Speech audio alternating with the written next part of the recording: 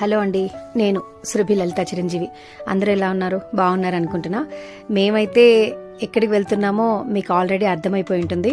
నెల్లూరు రొట్టెల పండక్కండి. చాలా సడన్గా వెళ్ళాల్సి వచ్చింది. ఇదిగో చూసేద్దాం పదండి.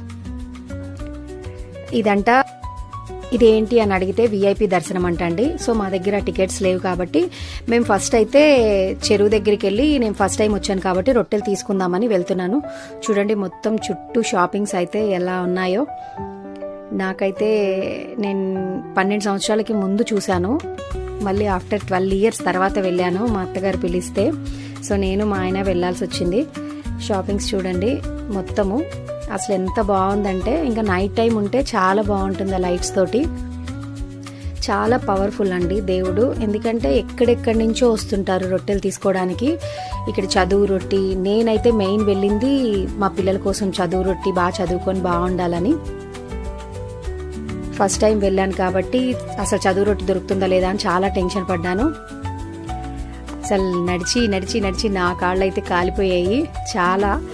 కానీ అక్కడికి వెళ్ళి రొట్టె దొరుకుతుందా లేదా అని చాలా ఎక్సైట్మెంట్తో ఉన్నాను. మీలో ఎంతమందికి రొట్టెల పండుగ తెలుసు అని కామెంట్ చేయండి, ఎంతమంది వెళ్ళారు అని. మిగతాది పార్ట్ 2లో కలుసుకుందామండి తప్పకుండా. నేనైతే చాలా అంటే చాలా హ్యాపీగా ఉన్నాను. ఎందుకో పార్ట్ 2లో చెప్తాను.